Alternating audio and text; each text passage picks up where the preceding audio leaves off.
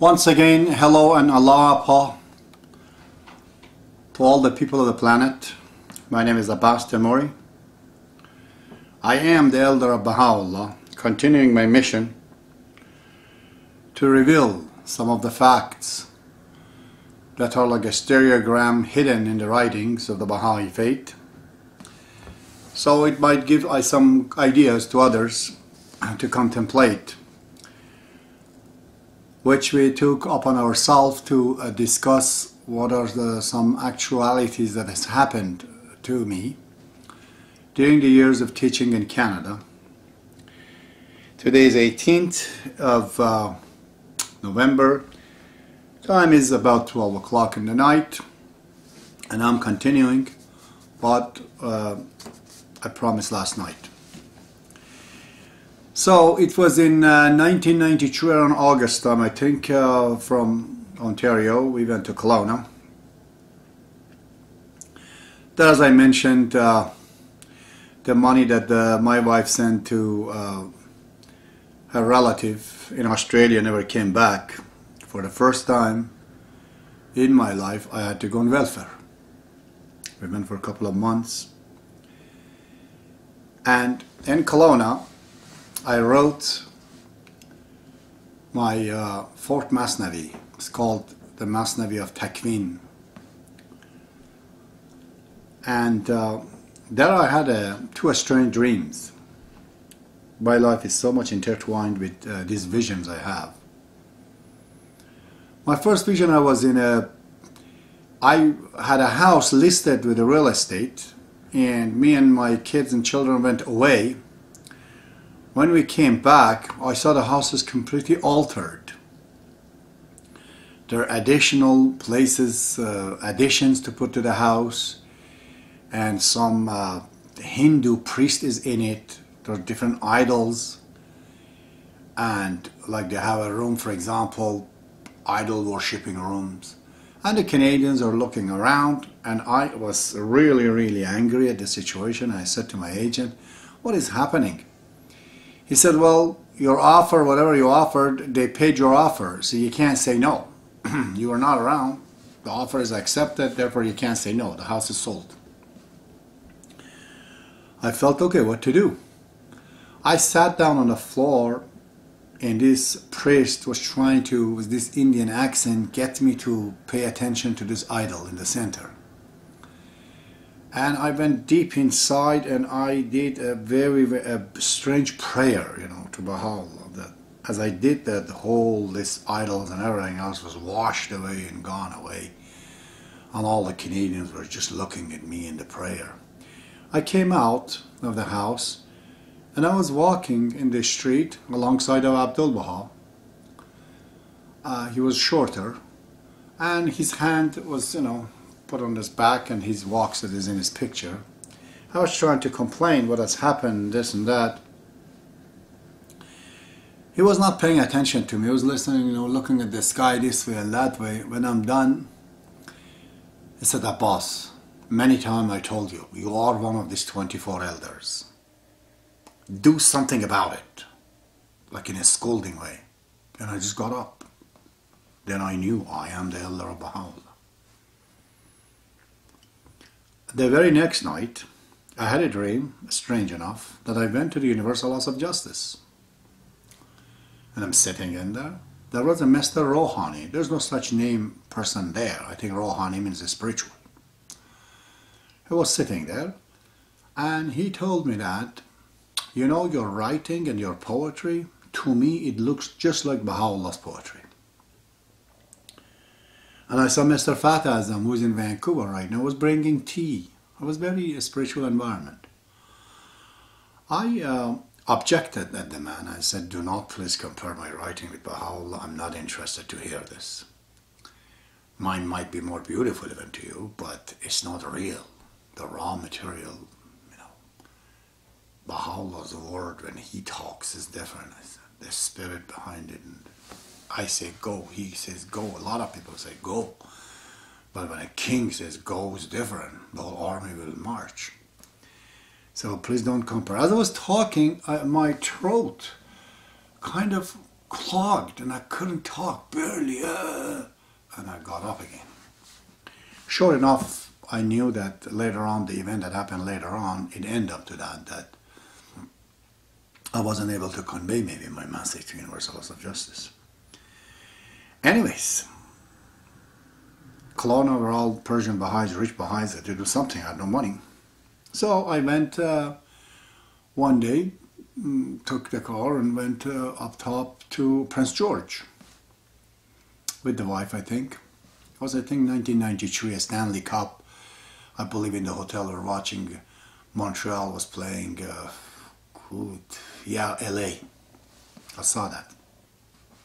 It was their final game. And the hotel and I just said, okay, you guys watch this and I'm going to go. I went to knock the door, I believe in Burden Street. There was this German guy. I sold the job. There you go. And then that was enough. Starting to say that we're coming here. I rented a place from somebody. He asked me to do the siding on his house. So that's fine. We moved to Prince George.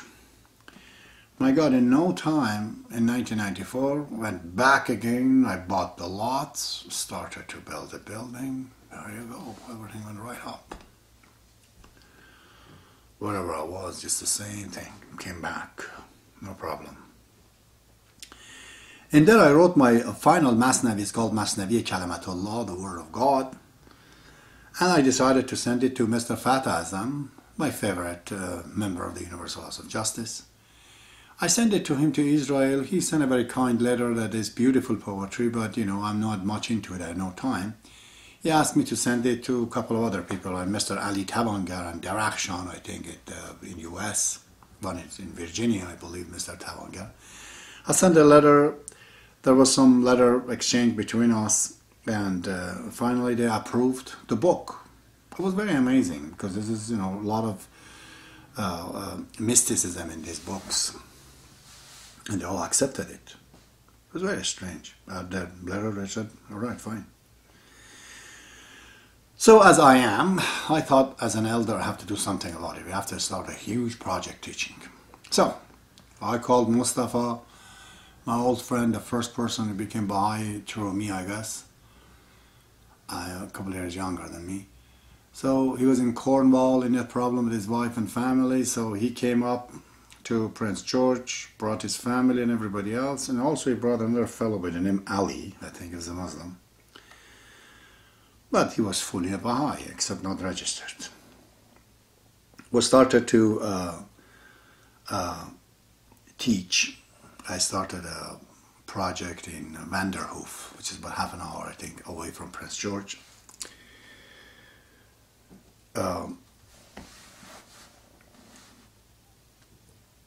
A Baha'i teaching project, just like the one I knew what to do. I immediately went to the mall, got a table, paid them some money, and I started to put the books in there. Myself, I was there, then others, you know, gradually, involved people in Prince George, the Baha'is. They came in, stayed in there and talked to others. Before, you know, we had few registrations. Meantime, I sent my book to India to get it printed, the Persian books. And most of us decided to bring Ali, which was a Muslim, but not registered, really Baha'i, but not registered, into the meeting, into the gathering, into the Baha'i project. I said, Mustafa, I have had a lot of conflict with the National Spiritual Assembly. They have strictly said not to talk to the Muslims in Iran. Rightfully so, because the government of Iran would get angry at us to see a Muslim turn into Baha'i faith. They might take revenge from people there. One of the reasons. I said, we can't do this, Mustafa. You're asking for a fight. He said, nah, I'm different. You don't know how to handle the situations. I said, Mustafa, I cannot accept this. This is against the will and the wish of the National Spiritual Assembly of Canada. I cannot do this. He is a Baha'i, I agree, but don't bring him into the meetings. So what are we going to do? There's new Baha'is. They ask him, he says he's a Baha'i. Then they come to Prince George and they say, where's Ali? And then what do we say? Then they find out there's something going on, you know. I can't hide this. He got angry at me, Mustafa. I said, you know, you're prejudiced and this and that. I said, it might be, but it's not wise to do it like this. But, you know, he was right. But on the other hand, I wanted to talk, as baha'u'llah says, softly and compromise, especially not to disobey the national. They got a sword and they cut you right off. I don't want to do that. So what do? I decided to write a letter to Universal House of Justice, let them to know ahead of time that this is happening. Please beware, and don't tomorrow think it's all my fault or our fault, or there is no fault here. So ahead of time. We don't want to lose our administrative right over this. I don't know people. I started to write with this intention, but the matter changed. Some other things came into my mind. The letter turned into something else. I thought about the things that I didn't know from yesterday, if you were asking me.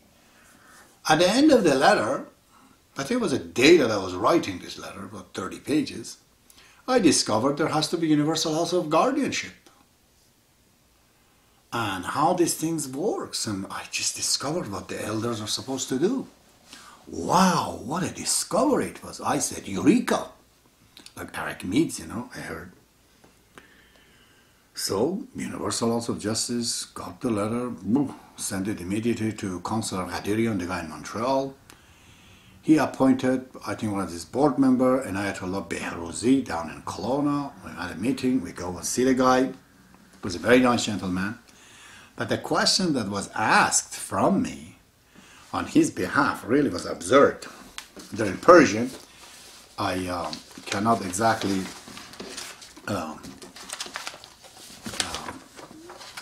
but there is some kind of a date written on this. It says, my talk with Mr. Temuri and his